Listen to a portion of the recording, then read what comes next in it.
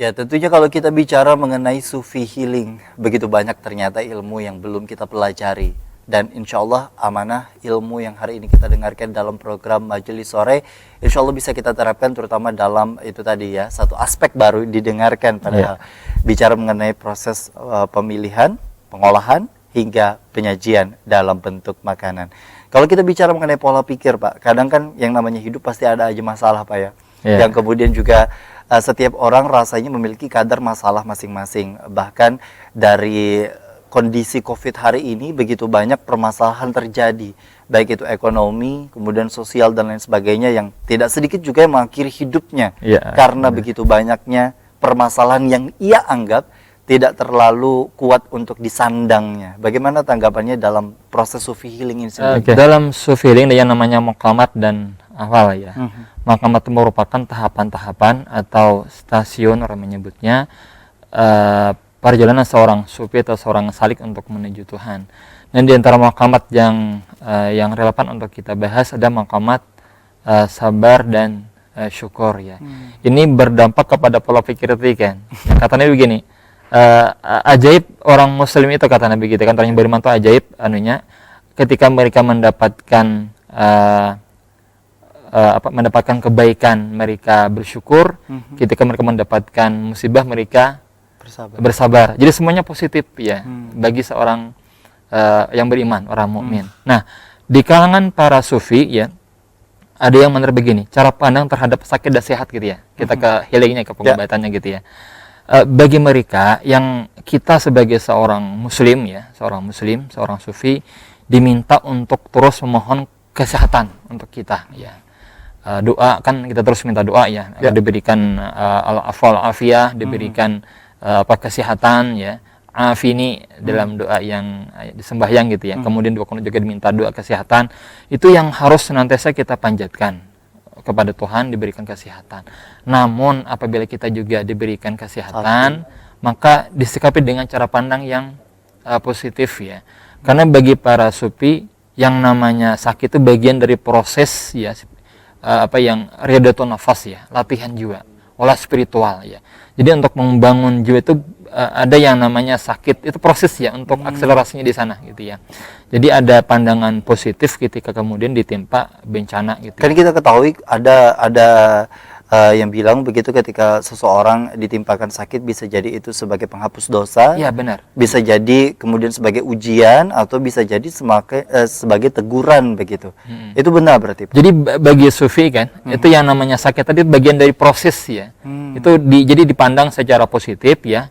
Jelas kita harus bersabar dengan sakit yang kita terima. Kemudian dipandang sebagai bagian dari ujian dari Tuhan untuk bagaimana meningkatkan kualitas jiwa kita, kualitas spiritualitas kita. Jadi ada cara pandang yang positif terhadap sehat ataupun sakit. Jelas kita tidak mencari sakit gitu ya, tapi kita kemudian suatu saat ditimpa oleh sakit, maka kita bersabar dan memandang secara positif terhadap sakit tadi. Karena kan nanti kita diampunkan dosa oleh Tuhan dengan kesabaran dalam menghadapi sakit ya.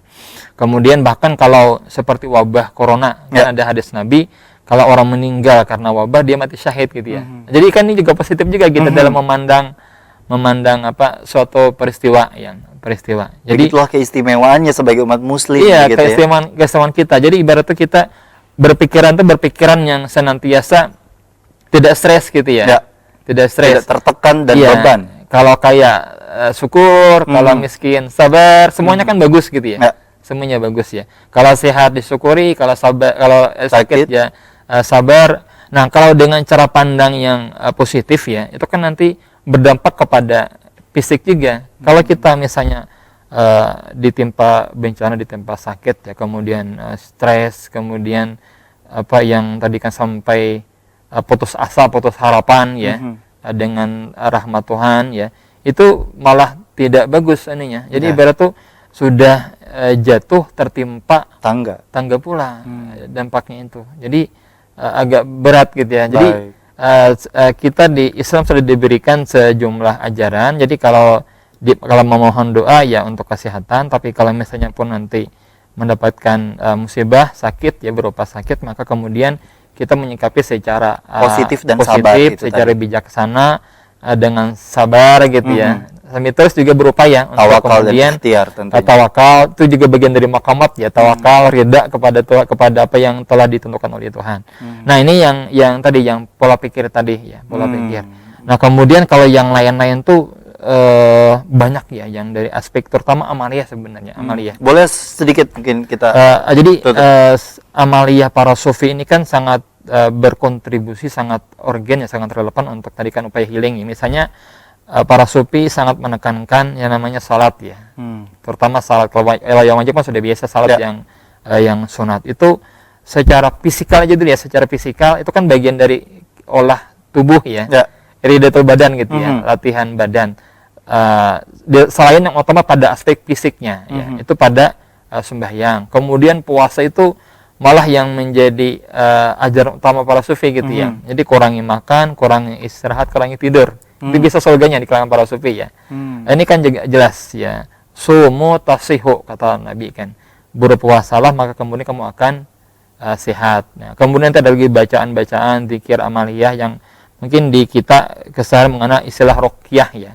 Ruqyah itu kan menggunakan atau yang disebut dengan istilah Quranic healing ya, pengobatan berdasarkan Quran. Itu juga dipraktikkan oleh para sufi yang bagaimana mengobati dengan menggunakan misalnya surat Al-Fatihah gitu ya, yang kemudian dengan salawat, dengan zikir, yang itu ternyata kita temukan dalam banyak praktik bata tambah di tempat kita gitu ya, yang unik gitu ya. Benar. Minta banyu gitu ya. Ya, kan kita biasanya kan kalau kita mengenal ya, mungkin pernah ke tempat orang penambaan ya, misalnya pijat atau segala macam yang bisa memberikan banyu dari kalangan muslim gitu ya. Itu biasa kan ada banyak apa yang bacaan-bacaan yang dipergunakan ya. Itu bagian dari tradisi sufi sejujurnya. Karena kita memang kental dengan Islam yang sufi di Kalimantan Selatan, makanya kemudian banyak dari aspek-aspek tadi yang diterapkan secara kesehatan. Iya, oleh praktisi pengobatan di kita, lokal pengobatan lokal gitu ya. Baik. Karena ini nanti bisa menjadi pelengkap ya dari pengobatan medis. Yang di awal kan ada pengobatan medis, ada yang non medis. Nah, ini kan bagian dari upaya untuk ikhtiar untuk melengkapi dengan aspek yang non medis gitu. Baik, ada pelengkap, ada penentunya kembali kepada diri kita sejauh mana kita menerapkan hidup sehat dari makanannya, dari pola pikirnya, dari kemampuan kita untuk melakukan kegiatan aktivitas positif terutama dalam bentuk amaliyah itu tadi. Sholat, puasa ataupun berbentuk ibadah lainnya sehingga mendatangkan hal-hal yang positif juga terhadap diri kita. Dan itu tadi kalau misalkan memang ada sakit atau apapun, ada dua hal yang patut dijadikan sebagai acuan. Yang pertama ketika dapat keberkahan dan kebaikan dengan syukur ya. Dengan syukur. Kalau ada musibah, sakitan dan lain sebagainya dengan sabar. Baik. Pola pikir. Baik, tutup secara singkat mungkin dalam agenda hari ini untuk narasi kepada tema kita hari ini. Kepada Bapak dipersilakan. Oke. Jadi kalau kita bicara tentang sufi healing itu punya bagian dari praktek yang juga kita amalkan ya. Karena sufi itu kan gambaran dari orang yang mencari ridha Tuhan sejujurnya, mencari Tuhan, meniti jalan Tuhan dengan suluk. Jadi kita sebagai seorang muslim juga yang punya orientasi sama, bahwa Tuhan yang menjadi orientasi kita. Nah, dengan mengamalkan apa yang sudah menjadi ajaran dari Nabi kita di dalam Islam itu sudah komprehensif, lengkap untuk kemudian bisa kita amalkan, yang itu berdampak bukan saja kepada penguatan di jiwa kita, tetapi juga berpengaruh kepada tadi kesehatan kita, jasmani kita. Jadi ibarat ini ada totalitas dalam apa yang ajaran Islam itu punya kontribusi kepada jiwa dan juga raga kita. Jasmaniah dan rohaniah dari dalam diri kita. Terima kasih Bapak Dr. Muhammad Zainal Abidin MAG. Tentunya ilmu yang kita dapatkan hari ini semoga menjadi keberkahan dan bermanfaat bagi para pemirsa di rumah dalam menyaksikan tayangan program Majelis Sore hari ini. Dan sekali lagi kita harapkan pandemi COVID-19 bisa segera berakhir, Pak ya. Ya, amin. Mudah-mudahan segera selesai. Segera selesai, insya Allah. Amin. Amin ya Rabbal Alamin. Dan terima kasih kepada para pemirsa di rumah yang sudah menyaksikan program Majelis Sore hari ini. Akhirnya saya Gusti Muhammad Hermawan, Bapak mengucapkan terima kasih atas perhatian dan kebersamaan Anda. Wassalamualaikum warahmatullahi wabarakatuh. Waalaikumsalam warahmatullahi wabarakatuh.